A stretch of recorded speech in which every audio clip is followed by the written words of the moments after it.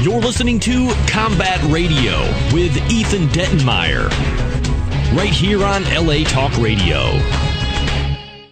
What's up with you, Steve? You've got this show coming up at On the Rock. I want to get some information so I can actually repost that. Yeah, that's going to be cool. I'm playing 12-string. I'm working with Mike Hansen. Mm-hmm. He's worked a lot with George Lynch and Hurricane. A fantastic drummer. He's playing the conch, and it's like having Bonham in a box. That's awesome. And I'm playing the 12-string and all this weird tuning, and we've got different phases. Can I jump on for a cover of Aerosmith's "Dude Looks Like a Lady"? I'm pretty sure I can. As long as you wear a dress, you're right there. No trouble. It ain't that kind of show. But you're a pretty special act to catch around town. I mean, I've seen you play select places. I've seen you play the Viper Room and moments when that are pretty rare. So it's a unique experience to get to see. It is actually, and people are realizing that more and more, that it actually pays to come. And if I start at that time, that's the time to be there. And so all I'm trying to do with the audience is really just give them a piece of me, when they leave. And I heard this from a lawyer. He reckons he was a straight lawyer, and then he take saw a pound of flesh. Is yeah, that what well, he he said? saw Led Zeppelin play, and he completely changed his life. So Really? yeah, I'm trying to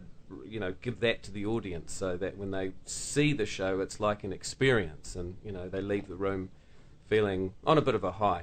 Yeah. So bring back the good old days. Right. We need you to play one of our combat radio events. We need to hammer that out. He's nodding. So that's something for his manager to answer, I guess. But at some point, we need you to do one of our charity bashes. Absolutely. I can even come in and sing and play. Yeah, we'd like that. Yeah. I mean, I think honestly, it's a good experience to catch you live if people can do it. And I know you're only playing in LA right now, but but didn't you just finish a tour of Germany? Yeah, that was fantastic. I mean, I was so happy that everyone still remembered me out there. And the rooms and everywhere we played, it was always full, and the fans were still shouting "Live for the Moment." That was a song that I had a hit with way back in 2004, 2005. But with this internet stuff, everyone keeps up to speed. So they knew all the new songs and the whole lot. Except you, apparently, because you've yet to retweet us. I want to talk to you about that at the music break. That's true. Yeah, I'm not much of a tweeter. I'm a bit of a twit when it comes to tweet. No one's a twit like us, man. We have the edge. We have the corner on the market in twitness. So don't worry about that. But actually, I wanted to make sure we get your dates out there, because I do think it's a privileged experience if you get to catch you live. It's one of those rare. Yeah, it's a Friday. It's 9:00, and it is April 6th. Is there a ticket price on it?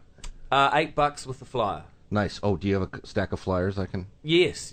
I'll make sure you have all of those, and you can. I can leave some out here at the station. Absolutely. Yeah, I think a lot of the station would like to come down and see it. Yeah, fab. Now, what's next after beyond that? You're in the studio now. Like, you're leaving from here to go to the studio. What's next? What do you? We're working on a fantastic new song that's been in the pipeline for a long time, and I'm really looking forward to that coming out. Yeah. It's a full-on Steve Cooke title. A lot of this work that I've been doing has been for the label, and this is one of these little sneaky things that you do on the side. And like, what kind of? Give us some insight into the sneakiness. Oh well, if it's you will. really quite top secret, but it's got a lot to do with what we're all living through right now. It's called "Working for the USA," the song, and it's a little bit about how no one has any money anymore.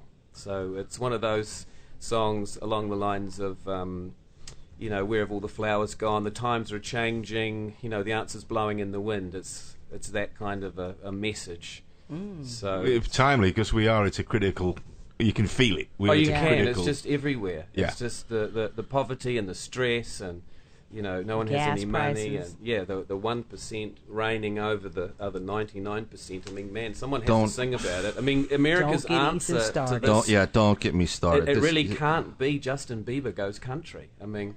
Thank you for saying that. I keep asking Justin Bieber to quit following us on Twitter, and he doesn't listen. The fucking dude just has no clue. Actually, if Disney are listening to this, I better rephrase that. But, come on, we're in this huge, massive crisis. And when we had this in the 60s and 70s, America spawned Hendrix, Joplin, exactly. Dylan, Jim Morrison, Yeah. everybody singing about what was happening. I mean, and look what we're spawning now. It's embarrassing. So I'm kind of writing one of those songs. I'm going to put my neck out, and I just hope I don't wind up dead like Luther King and JFK working for the USA. Why do you think that is? Why do you think there's such a difference between what happened in the 60s and what is happening now? I mean, why is culturally, what's your... I think what it is that the internet has just defragged everything.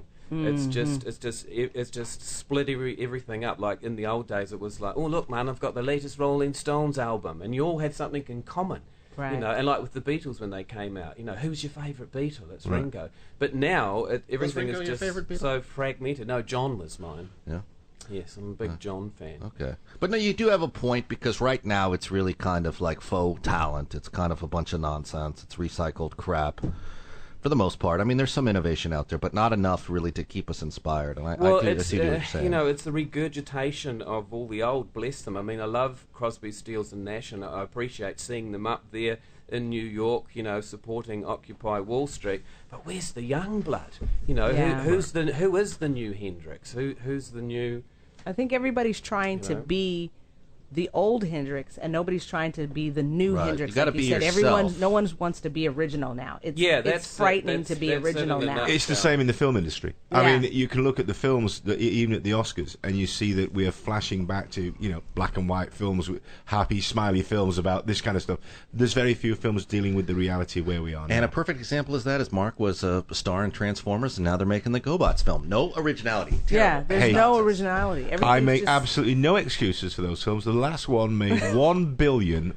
Here we go. See, every And time we get $16 he million. pulls out Box Office Mojo, and we all gotta fucking eat it. And when Michael Bay does 4, I'm happy to be a part of the. Yeah, are they hiring for that? Can I get another? I'll get one. You know, quick plug on that one. No, it is combat radio kind of robot. shocking that here we are, we're having a discussion about contraception in the 21st century. Yes. And that to me, it's like looking back and going, what's happened here?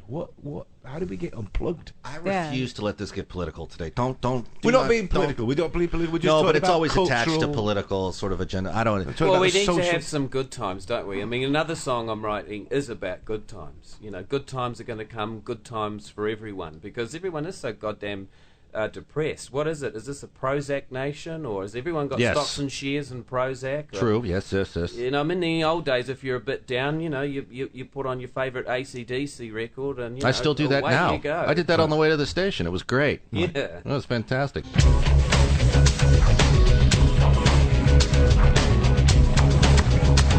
You're listening to Combat Radio with Ethan Dettenmeyer, right here on LA Talk Radio.